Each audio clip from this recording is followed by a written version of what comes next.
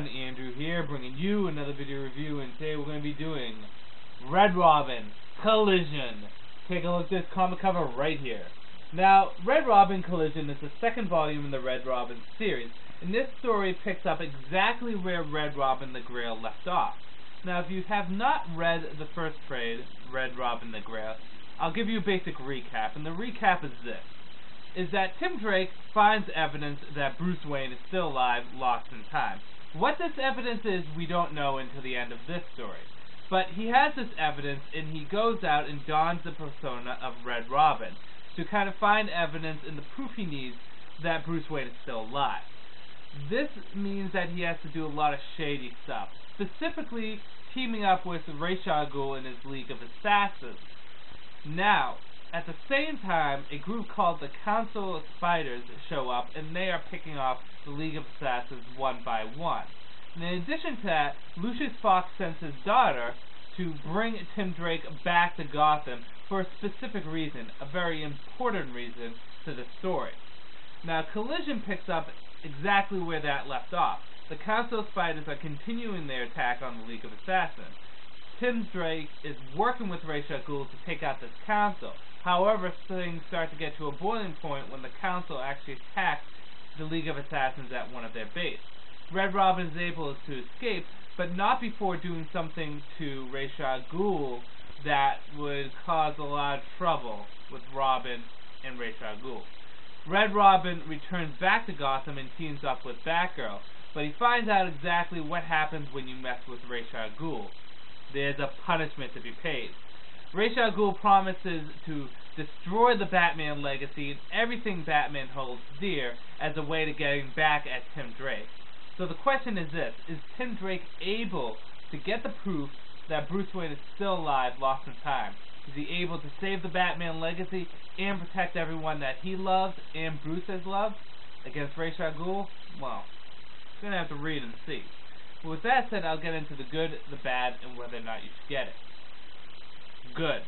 Well, the writing really starts to pick up in this. Red Robin the Grail kind of started off a little bit slow, and it was a little bit worrisome if the story was even going to fly at all. But the story definitely picks up big time here, and it becomes less about Red Robin teaming with Ra's al Ghul, and rather more so Red Robin going up against Ra's al Ghul. Which brings me to my next case, is that Ra's al Ghul is portrayed beautifully in this. Ra's al Ghul hasn't been portrayed all that well, or at least not much more than mediocre since the Death and Maiden story. I mean, when he was brought back in Resurrection of Ra's al Ghul, he was okay, but it wasn't anything spectacular. Private Casebook was okay, but nothing spectacular. Nightwing was okay, but nothing spectacular. Same thing with The Outsiders. However, this is the first story in a long time where I can honestly say Ra's al Ghul is portrayed as a complete badass. It feels true to form. It feels like the Ra's al Ghul that we had with Dennis O'Neil in the 70s and with Chuck Dixon in the 90s. So Ra's al Ghul is portrayed nicely. In addition to that, Tim Drake is just portrayed as such a badass. For anyone that's a Tim Drake fan, you're really going to love Tim Drake in this, because you really see the character start to mature into this new kind of character. He really evolves into the Red Robin role.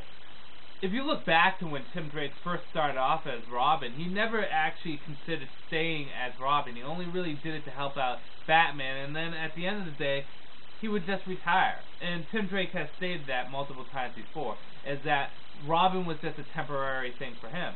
You go to see this innocent kid evolve from being Robin into this unique, darker, but more sophisticatedly and smarter character in Red Robin, willing to be very decisive and very straight to the point and do what must be done. So you really see Tim Drake evolve and become this new character. Which brings me to another point, is Collision actually makes me like the Red Robin character. When I read Red Robin the Grail, I was a little weary on whether or not I really liked Tim Drake stepping out of the role of Robin and becoming Red Robin. Now, a lot of you people would probably say, well, I know, but I mean, he's evolving like Dick Grayson did to Nightwing. And that's true. But I was still a little wary because I wasn't necessarily sure how I would feel about Tim becoming this character. I didn't know if it was quite time for him to evolve into Red Robin. However, after reading this, the character really starts to grow on me, the persona of Red Robin. In addition to that, the costume really starts to grow on me, and especially when Alfred makes the alterations to the costume at the end. Not big alterations, but enough to make it look more like a Bat Family costume. I really start to dig the Red Robin costume, the Red Robin persona, and what Tim Drake brings to the character, to the table. I really like it a lot. So that's another good thing about this story. It really makes Red Robin a likable character. And there's no shortage of action in this. There's a lot of fight scenes. And the great thing about these fight scenes is they're kind of more believable fight scenes, and it feels like there's something at risk. Now, Tim Drake is an excellent fighter. There's no doubt in that. He's been able to hold his own against some of the most dangerous people in the DC Universe. But at the same time, he's not Batman. He can lose, and he can get hurt. And the thing is during each fight, Tim Drake basically says, you know what, I'm probably going to die in this fight, but I got to do it because it needs to be done. He even goes up against Ra's al Ghul, and he states that, Ra's al Ghul, this is a guy that's lived for hundreds of years, knows multiple different martial arts, he's an unrivalable swordsman, and he can fight Bruce Wayne to a standstill. I'm screwed, but it's something I have to do to protect my friends, to protect my family, and to protect everyone I love. And that just shows you how great of a character Tim Drake is, but also how believable of a fighter he is, in that he doesn't have all the skills necessary to beat every single opponent like, say, Lady Shiva, or for Batman, or any other of the martial artists in the DC Universe that are just over-the-top great fighters. Tim Drake is a believable underdog fighter, and that's what I like about him. He uses his brain rather than just skill or physique alone. The team up with Batgirl was nice, and it was played off very well. You really get to see these two characters change. Tim Drake has gone down one path in his life, and Stephanie Brown has gone down a completely different path. To see those paths kind of converge amongst each other and how the two interact is really nicely done. And I really like how the ending is. The final fight is really great, and it really, really is very satisfying. Bad stuff. Well, you guys have been hearing me pump up this story. There is a bad side to the story.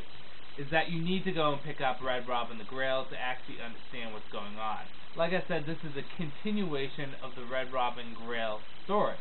It's picking up everything that was done in the first trade. So really, to truly enjoy the story, to really truly enjoy everything good about it, you're going to have to pay the extra money and pick up the previous trade. And that can be a downside for some people. Whether or not you should get it. Well, I would have to say definitely. There's a lot of good to this. Granted, you need to pick up the Red Robin Grail trade.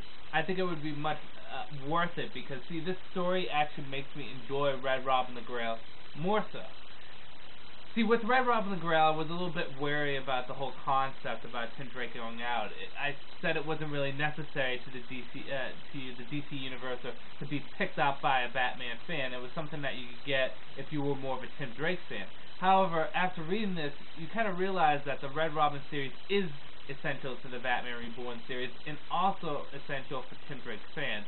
It's a great story which has the character evolve. It makes the Red Robin character really grow on you. Has great action, a very nice, well done writing, and just overall, it's a great story.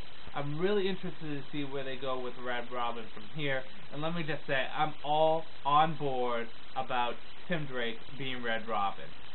It is just, I love the evolution of the character. I've been a Tim Drake fan from day one, and where he is right now is pretty badass. One last thing I want to say is the art in this is very nice too. I really like how they drew Red Robin, Batgirl, Batman, and Robin, and they were all drawn very nicely. But the art in general just looks really good. So, on a whole, I do recommend picking up Red Robin Collision. If you have not got Red Robin the Grail yet, which is the first trade, I recommend picking this up and then picking up Red Robin Collision. They're both kind of expensive though, $17.99 and $19.99, so they're both expensive comics for a trade paperback. However, it's definitely worth it. So pick up Red Robin the Grail first, and then definitely pick up Red Robin Collision. This is a great story. I can't recommend it enough. Very little bad about this, and it was really, really worth your money. So with that said, I'm going to end this review here. This is Andrew saying, peace out for now.